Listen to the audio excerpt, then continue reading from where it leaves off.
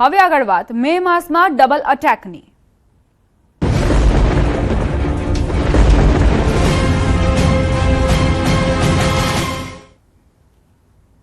ગરમી અંગે સૌથી મોટા સમાચાર। આગામી 48 કલાક બાદ ગરમીથી રાહત મળશે। પવનની દિશા બદલાતા તાપમાન ઘટશે।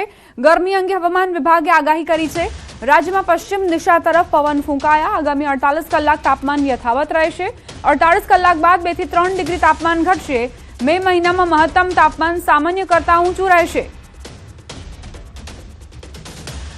आज का जो फोरकास्ट है अगले 7 दिन के लिए 1 मई से लेकर 7 मई तक इसमें मौसम आमतौर पर शुष्क रहने का पूर्वानुमान है और जो अधिकतम तापमान है अगले 48 घंटों तक कोई बड़ा बदलाव नहीं रहेगा, लेकिन उसके आगे धीरे धीरे तापमान में गिरावट होगी 2 से 3 डिग्री सेंटीग्रेड। अभी जो हमारा कोस्टल क्षेत्र में पवन का दिशा रहेगा, पश्चिम जो उत्तर गुजरात की तटीय क्षेत्र है इसमें मेनली पश्चिम दिशा से पवन चलने का स्थिति रहेगा और दक्षिण गुजरात के जो तटीय क्षेत्र है इसमें दक्षिण पश्चिम से पश्चिम दिशा से पवन चलने का स्थिति रहेगा।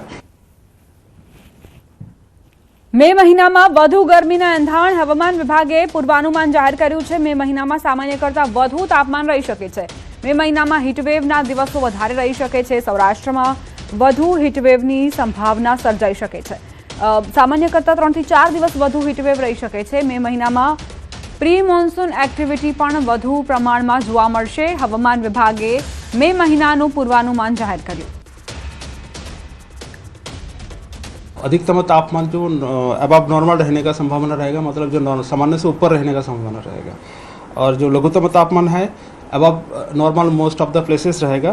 खाली उत्तर गुजरात की जो एरिया है उसको छोड़ के उत्तर गुजरात की जो कुछ जो एरिया है उसमें नॉर्मल टू बिलो नॉर्मल रहने का संभावना रहेगा। और जो हीटवेव कंडीशन है इसमें गुजरात में अबव नॉर्मल रहने का संभावना रहेगा मई महीना में, और रेनफॉल जो है normal to above normal rainfall रहेगा। जो आइसोलेटेड पॉकेट सौराष्ट्र कच्छ की कुछ हिस्सों में बिलो नॉर्मल रेनफॉल होने का संभावना रहेगा।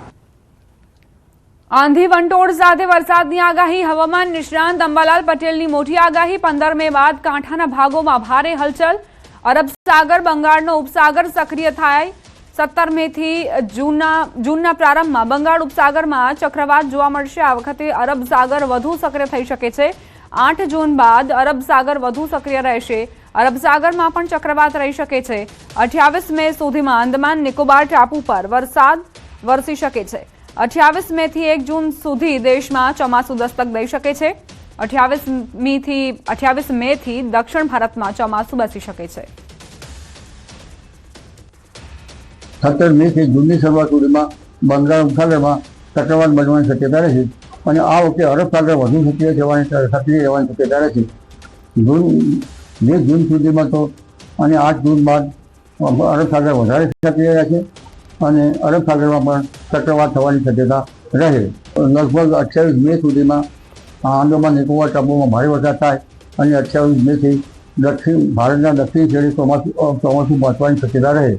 1 જૂન સુધીમાં ચોમાસું પહોંચવાની શક્યતા રહે। समाचार कच्छथी भुजमां रस्ता पर निकळवुं जोखमी बन्युं। दादा साथे घर नजीक रस्तो क्रॉस करी रहेला पौत्रने कारे टक्कर मारी। अकस्मातनी घटना सीसीटीवी केमेरामां कैद थई छे। मोटा पीर रोड पर मुस्लिम चौकड़ी नजीक आ अकस्मात सर्जायो। गंभीर रीते घायल पौत्रने सारवार माटे खसेडवामां આવ્યો છે।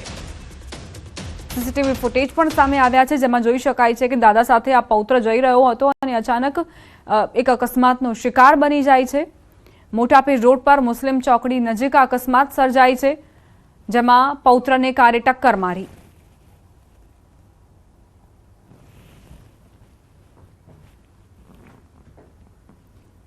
सुरेन्द्रनगर जिल्लामां अमदावाद राजकोट हाईवे पर गमखार अकस्मात सर्जायो। वडोद गामना पाटिया पासे उभेली ट्रक पाछळ टेंकर અથડાતા આ અકસ્માત બન્યો। ઘટનામાં 3 લોકો ઇજાગ્રસ્ત થયા, જેમને તાત્કાલિક સારવાર માટે હોસ્પિટલ ખસેડવામાં આવ્યા।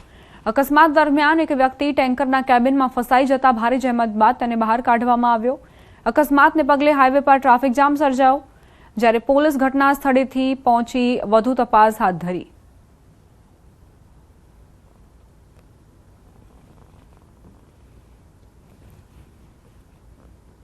થરાદમાં સમૂહ લગ્નમાં ઋષિ ભારતી બાપુનો હુંકાર.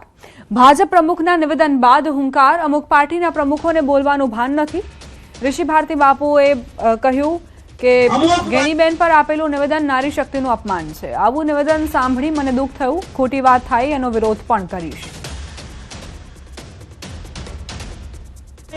અમુક પાર્ટીના પ્રમુખો જેને બોલવાનું ભાન નથી, સ્ક્રિપ્ટ હાથમાં લઈને બડબડ ઓલા ઇલેક્ટ્રોન મશીન બોલે એમ બોલવા મળે હે, એ કોઈ પાર્ટીનો પ્રમુખ છે એમ કહે છે કે અમે ગેનીબેનના સાડીના પાલવમાંથી અમુક સીટો ખેંચી લાવ્યા. તમે આ એક નારી શક્તિના પાલવ સુધી હાથ નાખી શકો તો આ કેટલો અભદ્ર વ્યવહાર છે. તમારી માનસિકતા કેટલી નિમ્ન કક્ષાની છે. વિચારો તો ખરા. આ 40% આપણા સમાજના માતૃશક્તિ આ બાબતનો કડક વિરોધ કરવો જોઈએ. રાજકોટ ગ્રામ્ય વિસ્તારમાં દાદાનું બુલડોઝર ફરી વળ્યું. રાજકોટ જિલ્લાના ભાયાવદરના કુખ્યાત આરોપીનું આલીશાન મકાન તોડી પડાયું. શરીર સંબંધી ગુનાઓ આચરનાર અલીમામદ તૈયબ શેઠાનું મકાન તોડી પાડવામાં આવ્યું છે. આરોપી વિરુદ્ધ 13 જેટલા ગુના નોંધાઈ ચૂક્યા છે. હાલમાં આરોપી ફરાર છે. જિલ્લા પોલીસ વડા વિજયસિંહ ગુર્જરની આગેવાનીમાં ડિમોલેશન કરાયું. રાજકોટ ગ્રામ્યમાં દાદાનું બુલડોઝર ફરી એક વખત એક્ટિવ થયું છે. અહીં એક આરોપી, કુખ્યાત આરોપી, જેનું આલિશાન મકાન નેસ્ત નાબૂદ કરવામાં આવ્યું છે. શરીર સંબંધી ગુનાઓ આચરનાર અલીમામદ તૈયબ શેઠાનું મકાન જમીનદોસ્ત કરાયું. આરોપી વિરુદ્ધ 13 જેટલા ગુના નોંધાઈ ચૂક્યા છે. અત્યારે આરોપી ફરાર છે. સંવાદદાતા અંકિત જોડાઈ ગયા છે વધુ જાણકારી સાથે. અંકિત, રાજકોટ ગ્રામ્યમાં આ ડિમોલેશનની કાર્યવાહી કોની સામે?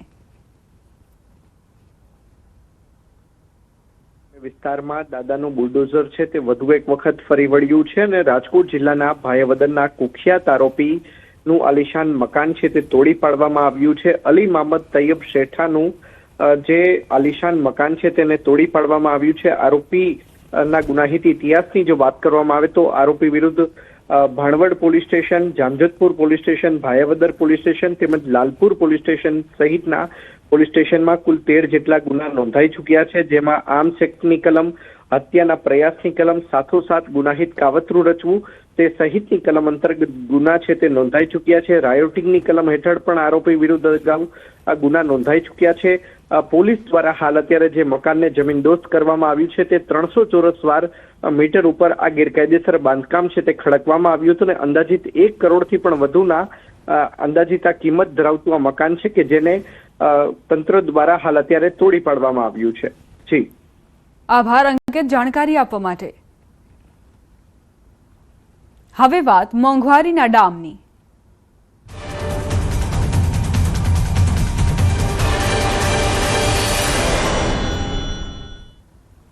મે મહિનાની શરૂઆતમાં મોંઘવારીનો માર નાગરિકોને નડ્યો છે. ખાણીપીણી વ્યવસાય મુકાયો મુશ્કેલીમાં.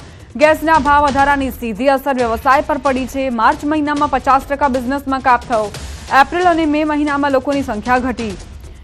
વેપારીઓનું કહેવું છે કે ગેસના ભાવ વધારાની અસર હવે આગામી સમયમાં વધુ પ્રમાણમાં જોવા મળશે. ન છૂટકે હવે ભાવ વધારવો જ પડશે.